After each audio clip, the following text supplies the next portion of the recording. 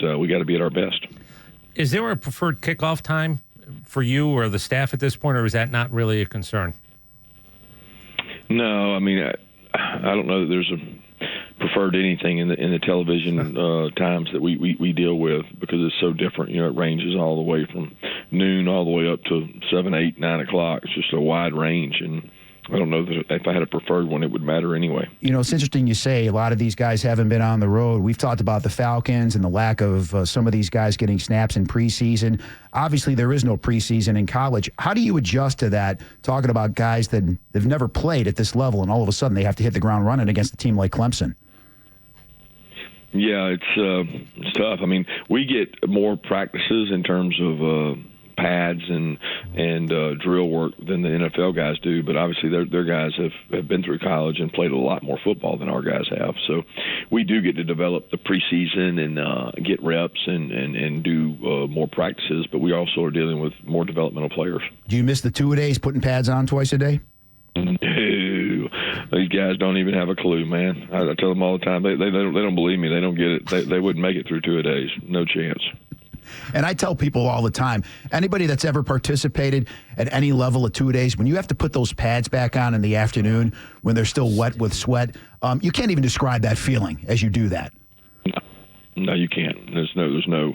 I mean, it's just it makes you who you are. It'll define your character quick. Yeah, and now again, I know times have changed, and I'm willing to roll with them. But the idea of nutritionists and what happens now before and after practice, I mean, I don't want to go back to chipped ice and water hoses, but it is a little bit different. Salt tablets. Yeah, it's a lot different. And I'll say this, the practices are a lot different. You know, back then you couldn't practice like we practice now. We get 4 hours of work in 2 hours. I mean, we are going, we are rolling, there's never a dead moment. I don't know that it's realistic to think that you could do 2 practices quite like that, but we've crammed everything you can possibly do into 2 hours. Does it help that these guys maybe are a little bit more advanced coming out of high school than maybe previous generations because they've had tablets and the work that they've done is a little bit maybe more advanced? Yeah, you'd think so. I mean, I think the strength and conditioning program, size, speed, I mean, all that stuff's changed significantly. A lot of it nutrition-based, like you said, so you're dealing with a further along athlete a lot of times. How great has the early enrollment been, the January walk-in? How much of a difference has that made over the years? Oh, it's helped. I mean, it's 10 years ago it was 50-50. Now it's 90-10. And we're getting 90% of our guys coming in mid-year, so you're getting a chance to break a kid in. He can learn the ropes, man. He can figure out where everything is and get more comfortable and acclimated as opposed to that fall doing that. But we certainly need it because we have to play guys earlier. Yeah, Kirby Smart with us on the Hobson and Hobson Newsmaker line. What about tackling in practice? How much do you go through that, the tackling drills, and actually bringing kids to the ground? We don't do a lot.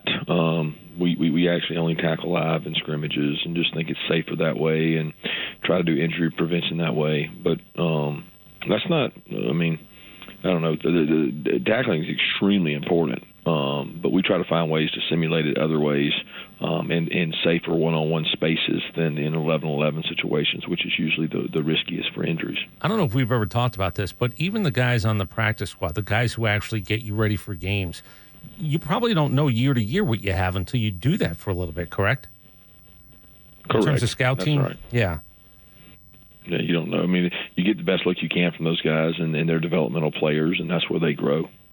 And you talk about development. We talked about and played the cut from Monday's press conference that we ran live here on The Fan, talking about the transfer portal and the NFL and how the NFL GMs and scouts and everybody else feel about what goes on at Georgia. Is that your biggest, I guess, point of pride, the development and the work ethic some of these kids have had coming through your doors?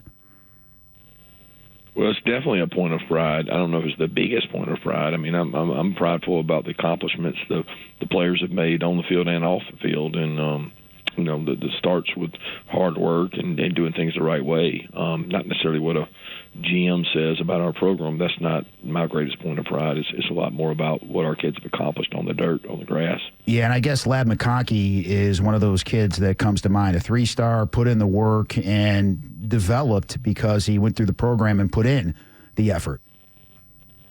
Yeah, Ladd's been extremely successful, and he was a talented player when he came. We didn't make Ladd into what he was. He was a good player in high school. He was a good player his whole life. He grew up as an athlete, played multiple sports, and we were able to capitalize on his work ethic for sure. I have what I call life anxiety. Is the computer going to be working fast enough for me? Have you figured out how to shut it down at night? Or have you settled in a routine where when it's done, and you can put it away for at least a few hours to get some real sleep and be ready the next day? I sleep. Yeah, I sleep great. I mean, it's not always long, but when I sleep well. I mean, it's I have a routine I do during the week that requires less sleep time early in the week and then more sleep time later in the week. But I don't typically have a hard time going to sleep. You talked about the transfer portal, like we said earlier in the week. Kirby Smart with us on the Hobson and Hobson Newsmaker line. I don't know if it's a fair question to ask. Maybe it's a silly question to ask, but I'm good at asking silly questions. Brock Vandergriff, knowing that he came through your program, does that give you any sort of familiarity, an edge, knowing what he can do and maybe what he can't do on Saturday night? I don't know. I mean, yeah, we've seen a lot of Brock, but Brock's gotten a lot of reps going through spring up there, and all fall camp. He's in a different offensive system than he was here. I don't know that there's an advantage because he knows us too. I mean, he's gone against our defense and seen our looks for years. So that kind of, it goes both ways. How would you say you felt when you reviewed both games immediately and then actually implemented it next week? The first two games, have you liked the balance? Have you liked what you guys have done beyond just final scores? I've gone with a philosophy of it's never as good as it seems and it's never as bad as it seems. And there's moments that I thought were bad on the field that weren't as bad when I watched the tape, and there's moments I thought were really good on the field and they weren't as good when I watched the tape. I mean, that historically stands true for coaches, and it's been true for us this year. I heard Sark say earlier this week to his team, don't provide a Notre Dame scenario. Don't repeat that. Do you talk to your kids about that as well, your men about that week to week? We better forget what we did last week real quick because we're everybody's big game. Now, we don't talk about it a lot. We talk a lot about ourselves and the pursuit of, getting better and how hard that is and how it takes patience and maturity to pursue better. And a lot of people in life just can't consistently pursue better. They don't have the patience or the maturity to do it, and a lot of our young men don't either.